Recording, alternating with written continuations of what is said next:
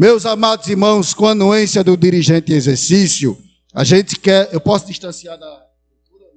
Nosso dirigente em exercício, Anui, permite a gente distanciar para Marcos. Abra a sua Bíblia, Marcos capítulo 7. Marcos capítulo 7, versículo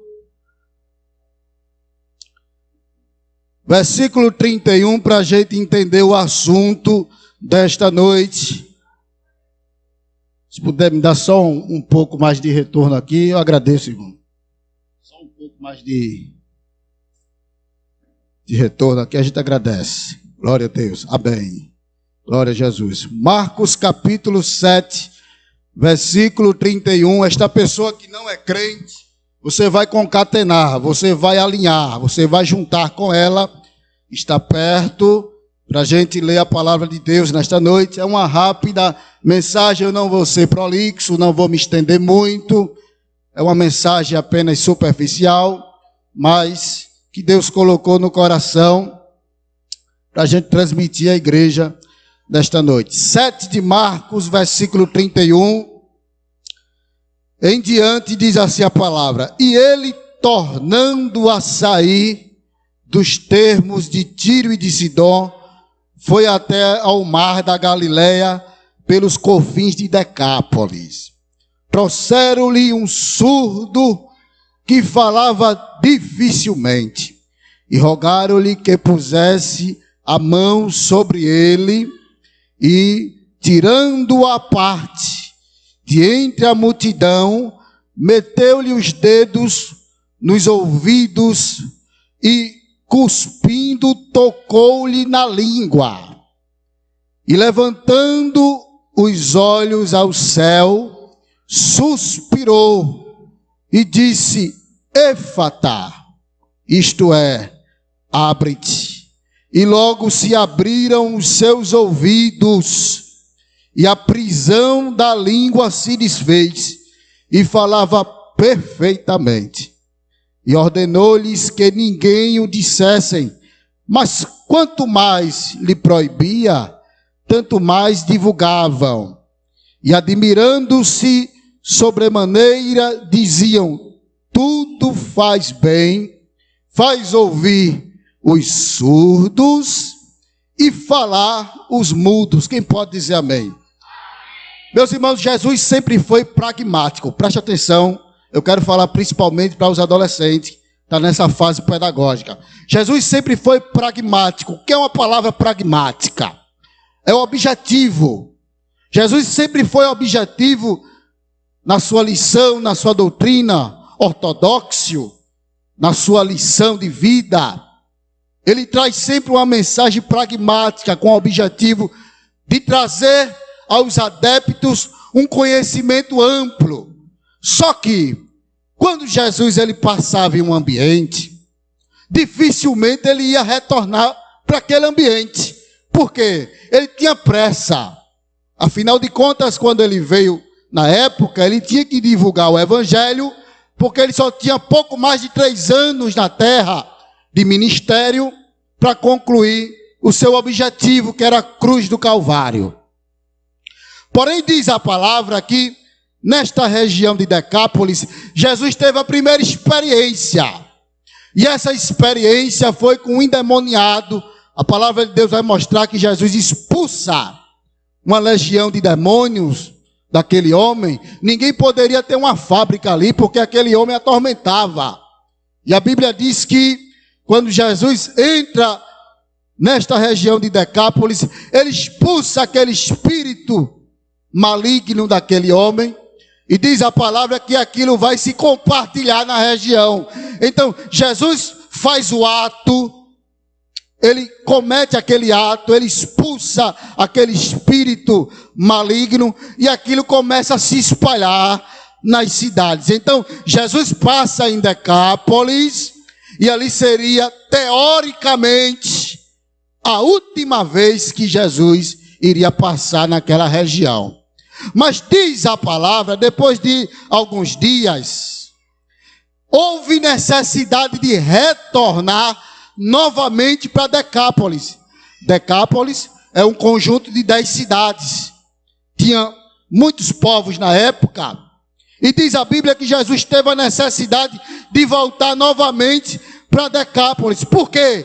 Tinha um deficiente, uma pessoa especial na época, que ele não conseguia escutar direito, ele não conseguia falar, ele não conseguia justamente ter o diálogo com as pessoas. A Bíblia vai dizer que ele era surdo e gago. E diz a palavra de Deus que Jesus teve a necessidade de voltar para Decápolis para justamente ter um encontro com uma pessoa que era rejeitada da sociedade. Quando uma pessoa tinha uma deficiência na época, elas não concatenavam, elas não se juntavam com as pessoas. Não existia concurso público na época para fazer para pessoas deficientes. INSS não tinha na época. Então ele era separado. Eles eram separados da sociedade.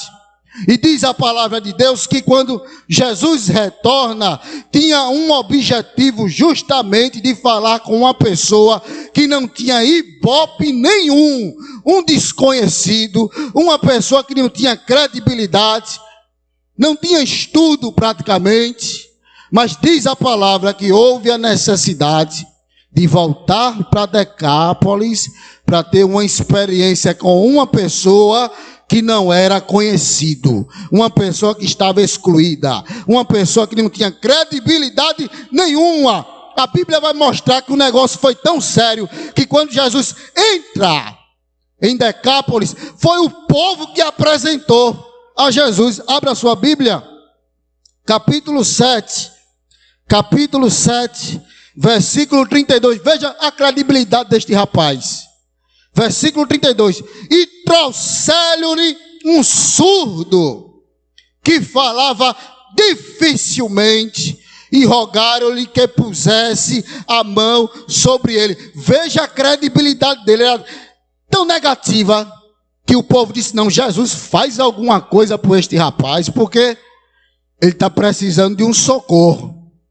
E diz a palavra que Jesus, o primeiro ato que Jesus vai fazer é separar ele para ter uma experiência pessoal. Às vezes Deus tem que separar a gente para um ambiente, para a gente ter uma experiência com Deus de verdade. Amém, meus irmãos? Às vezes Deus vai tirar você do seu conforto, da zona de conforto, e vai dizer assim: vamos ter uma experiência, eu vou pegar na sua mão, eu vou te ensinar tudo isso, e às vezes a experiência fica marcas. Amém, meus irmãos? Tem gente que pensa que é só marcas positivas, mas diz a palavra que este rapaz agora, ele é separado, e Jesus vai fazer alguns atos que eu confesso aos irmãos que eu tive que ir em 2 especialistas. Eu tive que ir ao otorrino, um médico de garganta e de ouvido, e tive que falar com uma bióloga. E essa eu tive a sorte porque era minha esposa. E quando eu fui observar os atos de Jesus, ele separa o rapaz e faz isso. Aí ele pega os dedos e coloca na audição daquele deficiente.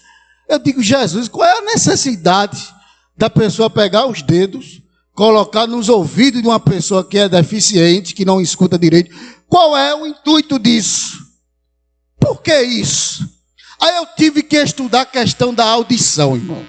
Eu tive que ir para um otorrino, médico de garganta e de audição. E ele me explicou uma coisa muito interessante. Por quê? Porque quando Jesus vai tocar na audição daquele rapaz, a audição, preste atenção, isso aqui é prova do Enem, viu? Ciência, biologia. Quando Jesus toca na audição daquele rapaz, eu fui estudar a questão da audição. Como é que a gente escuta? Você já parou para pensar que você escuta, você entende, e tudo que você escuta e entende é transmitido no seu corpo? Você consegue identificar, se você é do Brasil, você consegue identificar o português. Tudo que eu estou falando aqui, você está entendendo. Amém, meus irmãos? Você está entendendo? Então, para você entender esse processo, veja, esse pavilhão auricular, preste atenção, adolescente, olhe para cá. Esse pavilhão aqui auricular é a orelha. E essa orelha, para a gente escutar, recebe ondas sonoras. Essas ondas sonoras são justamente barulho. Enquanto eu estou falando aqui, está sendo transmitido ondas sonoras. E essas ondas sonoras passam aqui dentro da sua audição e ela vai confrontar uma pelezinha. Essa pelezinha que está dentro da sua audição é chamada de tímpano. Preste atenção, viu? Esse tímpano é semelhante a uma caixa de som. Quando a gente começa a fazer muito barulho aqui, essa caixa de som ela começa a vibrar. A gente fala aqui e ali a gente subentende que está vibrando. Então esse tímpano que está dentro da sua audição, ele recebe as ondas sonoras e fica movimentando. E ele vai mexer os 3 menores ossos do seu corpo. O ser humano tem pelo menos 206 ossos. Os ossos menores estão aqui, olha, na sua audição. E quando a gente recebe as ondas sonoras, vai movimentando os 3 ossos. E esses ossos vai descendo. As ondas sonoras vai entrando na audição, vai descendo no labirinto. E dentro do labirinto tem um nervo do equilíbrio chamado cóclea. Essa cóclea, ela é responsável, presta atenção, ela é responsável por mandar informação para o cérebro. Isso é aula de ciência, viu? Por mandar informação para o cérebro. E o cérebro começa a transmitir aquilo que você sente. Amém, meus irmãos? Quando você recebe uma notícia ruim, preste atenção. Quando você recebe uma notícia ruim, essa cóclea que está dentro da sua audição, recebe essa informação, manda para o cérebro, e o cérebro começa a transmitir os sentimentos. Então, a cóclea que está dentro da sua audição, é justamente o nervo do equilíbrio que recebe os sentimentos. Quando aquele rapaz estava isolado, Jesus estava dizendo, o nervo do equilíbrio daquele rapaz foi danificado. Eu preciso ter um encontro com ele. Eu preciso estar perto dele. Mas Jesus é um homem só, não tem problema. O coração dele me interessa. Amém, meus irmãos? Aleluia. Quando esse nervo do equilíbrio daquele rapaz começou a ser transmitido aqui, Jesus coloca os dedos no ouvido dele, aleluia, e diz a palavra que Jesus continua o procedimento. Aí depois Jesus vai cuspir, preste atenção. Aí eu tive que ir para uma bióloga agora. Jesus vai cuspir. Eu disse, por que Jesus cuspiu? Pegou a saliva e colocou na língua daquele rapaz. Está escrito, irmão. Abra sua Bíblia. Não sou eu que estou inventando nada aqui nesta noite. Está escrito. Capítulo 7. Capítulo 7, versículo 33. Diz assim a palavra. E tirando a parte entre a multidão, meteu-lhe os dedos nos ouvidos e cuspindo. Veja, não é a irmã do está inventando moda aqui nesta noite não, viu? É a palavra que está dizendo. E cuspindo, tocou-lhe aonde? Quando Jesus coloca um pouquinho, pega a saliva e coloca assim na língua daquele rapaz, eu disse, o que é que significa isso? Aí eu estava muito incomodado dentro de casa, porque quando eu vou pregar, eu gosto de ler e ficar perguntando. Eu digo, Jesus, por que isso? Por que isso? Aí minha esposa percebeu, ela é bióloga, aí ela olhou para mim e disse, o que está acontecendo? Eu digo, por que será que Jesus pegou um pouquinho de saliva e colocou na língua daquele rapaz? Aí ela fez uma explicação bem interessante, ela disse, a saliva faz parte de um conjunto de elementos que consegue identificar a paternidade do ser humano. Você consegue fazer um teste de DNA com o cabelo do ser humano. Você consegue identificar a paternidade através dos ossos, do sangue. E a saliva também consegue identificar a paternidade do ser humano. Ou seja, quando Jesus tocou a saliva na boca daquele rapaz, Jesus estava dizendo assim, ó, a partir de hoje, o meu DNA estará agora em você. Eita, glória a Deus. Deixa eu mastigar a mensagem e falar agora na linguagem de assembleano. Quando Jesus tocou na saliva daquele rapaz, Jesus estava dizendo: a partir de hoje eu estou com você, eu estou colado em você, eu sou o teu Deus, eu estou contigo. Acabou esse tempo de psicossomática, de trauma, acabou esse tempo de esquecimento. A partir de hoje, o meu DNA, ele está dentro de você. Eita, como Jesus é bom.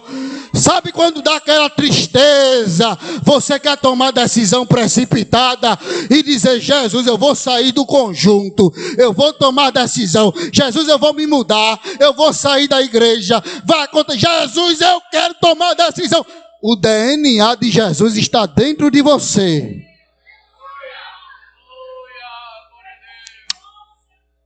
Aí ele diz: não tem mais, porque eu estou contigo. Eu sou o teu auxílio, eu sou o teu galardão, é o meu DNA. Aí diz a palavra, Jesus quando cospe, toca na língua, aí ele olha para o céu, e ele dá um suspiro. Quando Jesus estava olhando para o céu, ele está dizendo: quando a dificuldade vir, olhe para mim.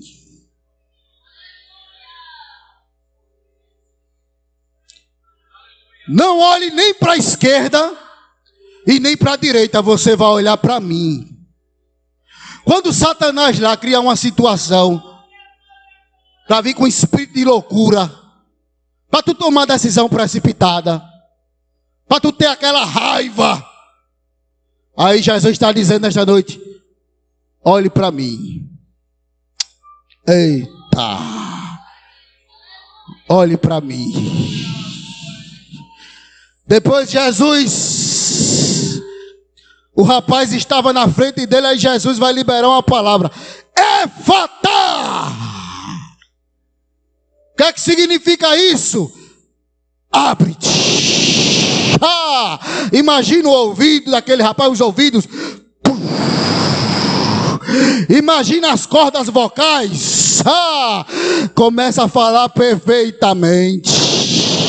Aquele abre-te mudou a história daquele rapaz. Deus ainda abre as portas que estão fechadas. Deus ainda cria as situações para te apresentar. Deus ainda faz coisa que parece ser esquisito, mas depois você vai entender porque Jesus fez aquilo. Aleluia! Recebe esta palavra neste domingo. O Espírito Santo nesta noite ele está dizendo: abre-te. Eita, glória a Deus. Esse abre-te vai fazer uma diferença tão grande. Enquanto eu estou ministrando a palavra aqui, Jesus está trabalhando aqui nesta noite. Aquilo que está fechado vai abrir, vai abrir, vai abrir, vai abrir. Jesus veio para Decápolis aqui nesta noite por causa de ti, por tua causa. Se não fosse Jesus na tua vida, você já ia se divorciar há muito tempo, mas o papel Jesus rasga, Jesus tira, e ele diz: eu quero escrever uma nova história.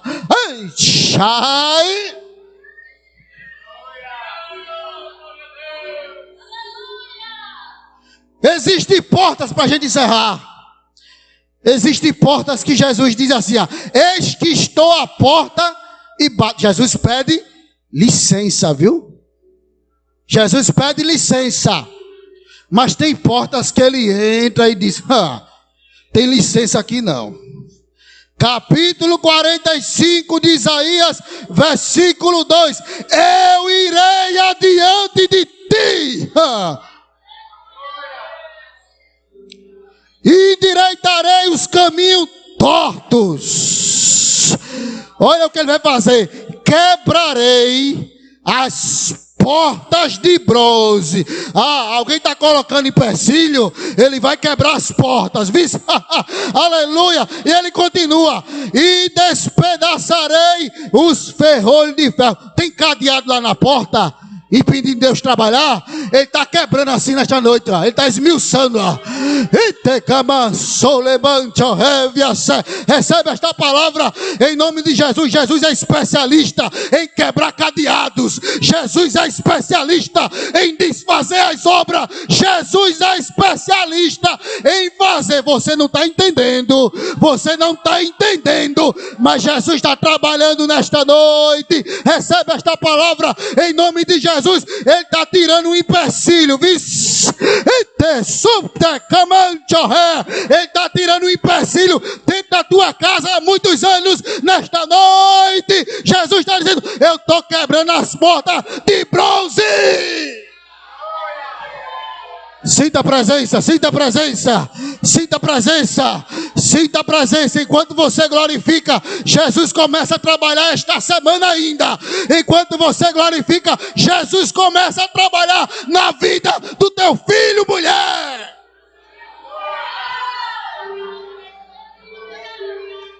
Abre-te. Era sé. Ela é como nunca sé. Agora, por quê? Que inquietação é essa? Aleluia! Que inquietação é essa? Tu não crê mais nele, não é? O Senhor nesta noite está dizendo: por que tu estás indecisa?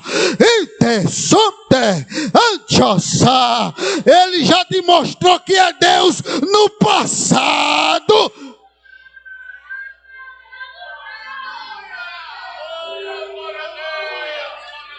E Ele é Deus também no presente. E por que tu queres entender como Deus trabalha? Tudo isso aqui que foi contado nesta noite é para você não entender mesmo, não. É porque Deus está trabalhando. E quando Deus fizer, tu vai dizer assim: mas Deus, como foi isso, Senhor? Eita, glória a Deus. Éfata, abre-te. Aí diz a palavra: as prisões foram quebradas na mesma hora. E ele começou a falar perfeitamente. O que Deus vai fazer é perfeito. Ele não vai fazer nada pela metade, ele vai fazer a obra completa. Ele não disse que ia salvar. E por que tu estás inquieta?